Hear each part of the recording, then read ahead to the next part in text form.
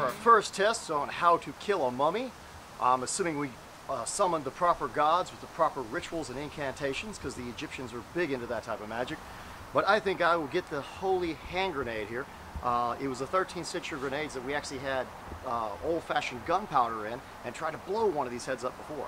A lot of people said they were lamps or could be incendiary grenades because they show incendiary pots. Today we've got lamp oil in here, and we're going to light it, throw it as an incendiary, and we have our supposedly very susceptible mummy to fire due to later century where they used them as I guess as fuels for trains and so on. We're going to try to set him on fire and see what that does to our mummy. And according to Leslie Eastman, he might even have some flesh under there, because of him coming back from the dead, he would be reincarnating as a person. So as we see in the movies, we're going to go with that he would be coming back, eating souls, whatever he has to do, like Bubba Ho-Tep, to try to, well, you know. Anyway. Oh. And they are flammable, so we made sure he... Burn! Burn, mummy, burn! Go back to the underworld from whence thou came. Oh yeah, that is spectacular. Of course, we had his bandages with a little bit of accelerator, I'm not going to lie, because they're supposed to be flammable. That's what we've heard. So, just a hair on them to get to make sure. Look, you can see he's melting a little by little. Yeah, starting to melt. He's starting to melt. Die, Imhotep! Die! I don't know, he's pretty powerful. I don't think that's quite killing. Hey, Bubba Ho-Tep. Yo, Bubba Ho-Tep, yeah. Hey. All right. Sucker and eater of souls. Hey, yeah, you're starting to get down to the neck there. Yeah. I don't think it's going to kill him. All right. Not with the flesh under there.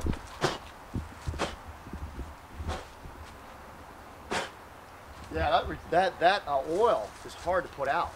I'm amazed. But no, he's pretty burnt up right now. If this was a human, they'd be dead. I mean, I can guarantee you that. A human, I don't know if you'd be dead for sure if you got that out somehow, but you would have no eyes, no eyelashes. You could die from the fire on your face, the inhalation, the smoke, the actual breathing into the flames. I mean, if this is a person, yeah, I have no doubt you would never have to deal with them again. But this is a mummy. And other than damaging his wrappings somewhat, and him coming back from the dead, as we said, possibly flesh-like, gaining some kind of moisture back, he's not dead. So this is Halloween, Samhain, or All Hallows Eve, actually, and that's tomorrow, Halloween. We will try another method. Hey, this is Thrand, and I'm here with a special guest, Leslie Eastman. She's an Egyptologist. And I guess you've guessed, this is our Halloween special, and we are doing mummies, actually ancient Egyptian mummies. We did the undead before. We did Draugr, which were Viking undead. Now we're going to talk to somebody that's an expert on actual mummies and see if it was, could they come back? Did they believe they came back in the day? Was it actually a historical belief? Was this a modern Halloween horror film genre type thing? Anyway, how are you doing, Leslie? Good. Happy Halloween to you and your audience. Be safe, eat lots, drink lots, and just embrace the season. Oh, most certainly. I think everyone should. Yeah, Samhain is a great holiday. It's what it's turned into be is one of the greatest holidays of the year to me. I mean, I love it. Yeah, as I'm saying, it's all decorations, none of the stress. So most certainly. But anyway, what we wanted to ask you about, historically, did the Egyptians believe that the mummies were actually going to come back to life physically in some form or way? The short answer is yes. They had a very robust belief that they were going to be able to not only come back, but take it all with them. And hence the extravagant efforts they went to preserve their body, preserve their goods. And it gives us a sense of their ancient culture. And I think it's one of the reasons why ancient Egypt is so enduring in the hearts and minds of people. Because you can do things like see the body of Ramses the Great. Literally, the physical person who's Ramses. We can go ahead and see him, what he looked like, get a sense of his character, as well as seeing the grand monuments he built at Abu Simbel and other places in the country. So yes, they are the ultimate as resurrectionists. Based on their mythology of Isis and Osiris, you were going to be mummified, and eventually that mummy would come back to life. All right. Well, then the question would be: is there any myths of like the Hollywood style mummy, where you have some evil entity or something that comes back and plagues the living, possibly? Whether he's been disturbed and he's unrested because of that, or because of he was just an evil person in life, or I mean, it's just curiosity, because the Vikings had a lot of beliefs in evil entities coming back, you know, and you had to deal with them, and the hero had to kill them. Well, I think the answer to that is to take a step back and look at what the ancient Egyptians believed about death. And there are many various and sundry interpretations of what they could expect when they went west, which is how they phrased it, because they would literally move the bodies over to the west bank of the Nile and place the tombs there, because the sun rose in the east and set in the west, and their whole myth cycle in part based on the travels of Ra through the sky and then in the underworld at night.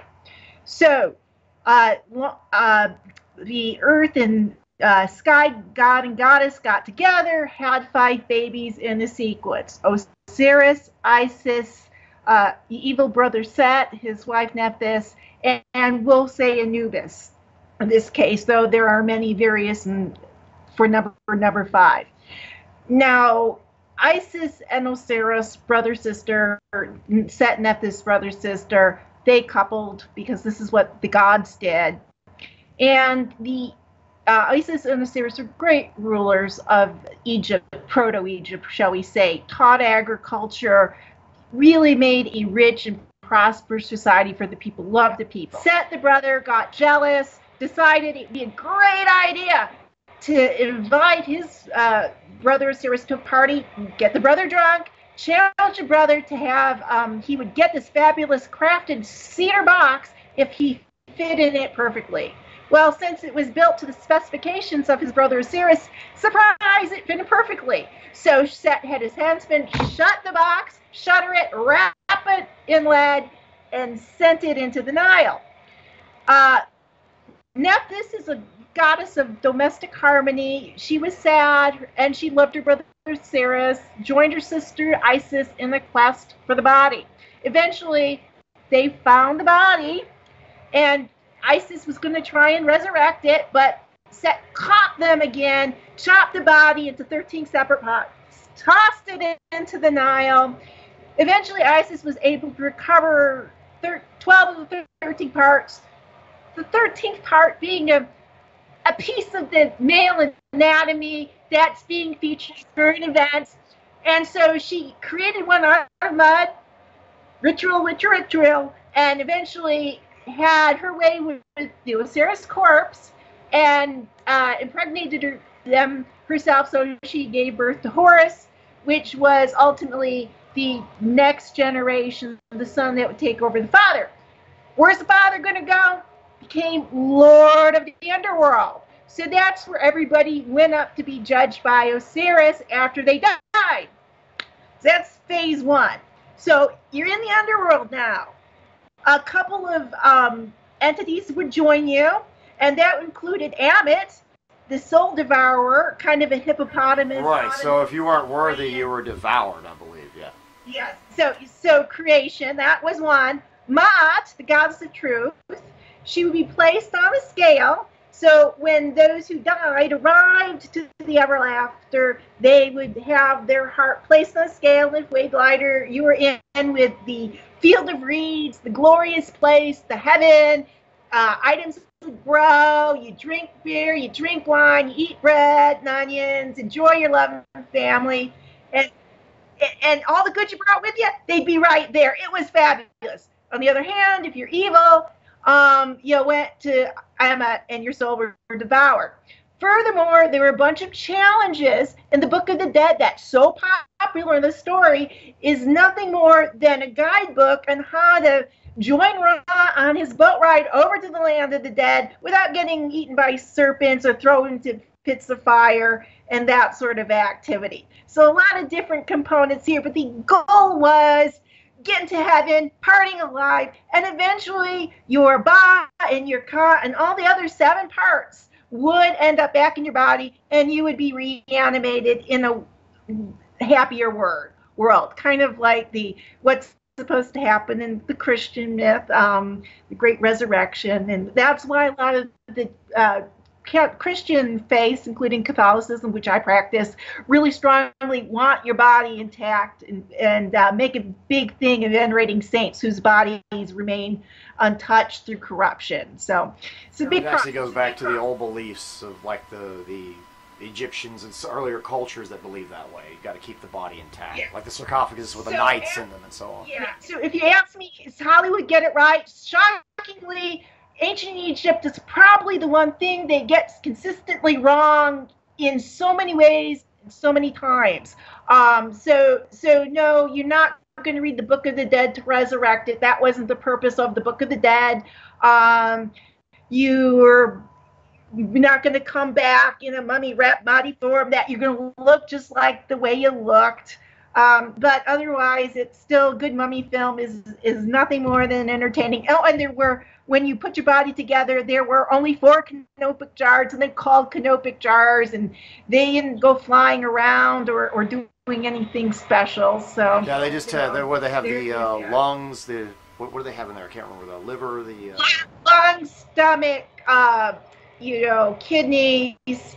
And not the heart. There is another. The heart was left in the body, or it was a seat of the soul. No, the heart stayed in. The heart, interestingly, Egyptians believed the heart ruled your entire head. In other words, because you got excited. The brain was useless. They pulled it out and threw it away. Yeah, the brains are gone. They were waste. And we can discuss this if we talk about the process of mummification. The brains are 95% water. They decay rapidly. Great spot for bacteria to go in and start decaying. So they just remove it all. So those brains gone. That was one of the first things they did, is yank the brains out because they were sensitive. And for some people, that is true. So here's our subject today. We were talking about if, like, the horror movies got it right, and there's some way some evil incantations could bring back a mummy as we see them in movies. Well, I'm saying if it was possible, what would kill the mummy? Is there anything that would kill? Fire. If they weren't in a human body and they were still slightly mummified, I understand the bodies burn very easily, and they actually used them back in the day as. I mean, there were so many mummies that were excavated, which is hard. I mean, I say it's hard because they're excavating graves, and then they were burning them as like just some kind of fuel. I heard at one time in the early 1900s, and you could even get like mummy finger bones in like comic books, and it was real. You could, because everybody was into mummies and stuff. You could get a real finger bone from some dead person that was a mummified person, because they're not all kings. People actually paid to be mummified and were like mausoleum style areas. That's what I've heard. I don't know if it's. I was going to ask you if you could verify. Oh, no, it's totally true. They would use mummies for fuel for trains back in the 1800s. They'd use mummy for paint. You'd eat mummy because it had some sort of medicinal properties.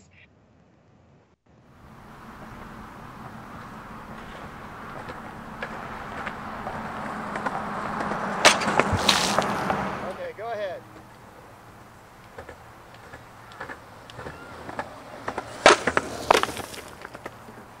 We're just saying hypothetically, chances are there's no way, I guess no chance in hell, so to speak, of actual evil entity coming back. And if they did come back, they'd be a living person, and it'd be a better world, supposedly. I mean, they're actual beliefs. But we do know that they did have people who, almost in every culture, who were convicted kind of like as witches or evil sorcerers or people who used magic incorrectly or prayed to other gods. What if something did happen and somebody resurrected a corpse? I mean, like the actual mummy itself. Could you kill it? I mean, because the movies portray it as like it's a horrid thing. Like you go in there and you actually steal from the grave. And I mean, I know that's supposed to be the actual incantations or the actual spell work on the building that causes that, not the actual entity himself that's laying in there. But I mean, if one were actually to, what would his weaknesses be? Would it be fire, since we said that they burned them? So there's that. How do you kill a mummy? Well, if you turn to the pageantry of Hollywood, one is to invoke the gods. My favorite scene was from the original 1933 Boris Karloff, where Ankh. I was talking about that the other day. I told somebody about the movie, and they didn't understand the original Mummy was black and white, not the one that they watched modern. She invoked Isis. Isis slammed Imhotep, and he was falling apart as soon as she invoked the prayers. Others, putting the mummy in a swamp, nailing a building, causing it to collapse on top of the mummy. These were all utilities to get rid of the mummy in Hollywood. What I'd like to ask is, what do you know about Khopeshes? I know that they were used by the kings, and they were used by the royal guards and the higher elite, the richer elite, not the actual lower class warriors. But do you know anything about this is a Canaanite Khopesh, not an Egyptian. But do you know anything about their ceremonial use or anything to that degree? It actually began life as an ancient Egyptian agricultural weapon and was eventually fine-tuned to be both a fine stabbing weapon, but also a cutting weapon. So it was a multi-purpose weapon. And I think I see people testing it because they're experimenting. We call them experimental archaeology, beginning to realize how exquisite that weapon was. The Egyptians, that you would, if you were a warrior, you bury your weapon with you. Same as if you were, a merchantman, you bury whatever was important to you. So you have some, and they are very sharp. They're very effective. And if you were trained from youth to actually handle one, you'd be pretty tremendous out on the field. And it's a great weapon. I know we're going far-fetched here, but if you were a pharaoh or the line of the pharaohs, you were a god on earth. If he was wielding his sacred Khopesh, do you think he could kill a mummy? Yes, you could, and that would be an interesting new take for an interesting new version of the mummy. Right, because it would seem if it was the right man and the right weapon, we're just theorizing. But I would think you'd have to take the head off because they have no brain. Well, you take the arms off, you chop it in half, it's not going to go anywhere. My personal favorite and the ritual I loved was the Tana leaves. 3 for life, 9 for movement at the light of the full moon. It's exquisite. But I like tea better than weapons, and that's me. And why do you think people brought it into the horror style, like the books? There was a book originally, and then it turned into the actual movies. I mean, what do you think scares people about the mummy itself? If you take a look at the mummy's kind of very interesting. They scare because they're dead and want to kill specific targets. Like vampire's going to suck your blood no matter who you are. The mummies were always going after a specific individual who violated their eternal rest. You'd think they go out of their way to thank him. Hey, buddy, thank you for raising me from the dead. Let's go out and have a beer. But no. Plot. They have a plot. They want to resurrect other people. They want to take over the world like they did in the newer one. Yeah, they try to make them like they're actually that pharaoh or a priest, or Imhotep was a priest in the newer one. But he's trying to take over the world and rule it, kind of type thing. So, and he's going to bring back ancient evil magic that's from the dark gods, Yeah, with the Egyptians really had, their gods were not necessarily dark, they were dual. So whereas Horus represent light and the order, Set represent chaos, but there were temples to Set, and there was a whole line of pharaohs named Seti, apparently because they had red hair, and red hair was associated with with Set. And he represented strength. Probably the best equivalent would be Ares. Destruction, but destruction on behalf of Egypt. A war god. He destroys the enemies, but not necessarily destruction of the people themselves or hurting them. Yeah.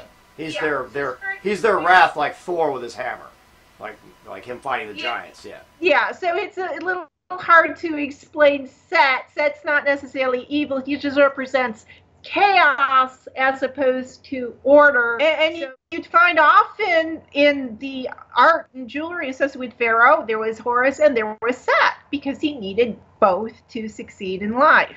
So drawing on dark forces, the Egyptians loved magic. they revered their magic doers. There wasn't any evil magic. There were just magic for purposes of promoting whatever it is you wanted to promote. There, in fact, Ramses III died as a part of a harem conspiracy, and part of that conspiracy was using wax statues of Ramses to afflict him with all sorts of stuff. Kind of like voodoo dolls. Yeah. So, you could use magic. They didn't fear it. They didn't consider it evil. Just a tool like, razor or knife, just something they could pull from their chest and start using to do whatever it is they wanted to do. Pretty interesting. So, anyway, I guess we're going to have to start wrapping it up. I hope you have a happy Halloween. It was a great honor to have you on here with us today, talking about mummies. Hey guys, you guys do great work, and I love your history. And if you ever need an Egyptian, expert, always happy to dust off my books and to come join you. Like I say, go Vikings. Fall in love with them. They're fabulous. But always, Egypt will be the #1 culture in my humble heart. We're very much into the ancient Bronze Age and early culture because we love it because it's one of those unexplored areas. So it gives us a lot of, stuff to work with. And it's fun to see how more advanced they were than you would expect, and how weapons and so on, technology. Anyway, thank you so much. And now we're going to assess a little bit more about it and see what we come up with. Come on, Duke, you can do it. Duke, come on, Duke! Duke! Run, Duke! Pull! Yeah! Run! Oh, nasty! Clean decap. Beautiful. I think that's a dead mummy.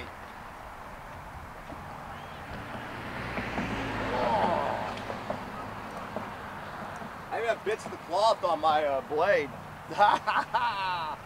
Way to go, Eld. Ooh, that was a good decap. I think your steed was giving out on you. I know he hasn't been feeling well. But you did it anyway. That's a fact.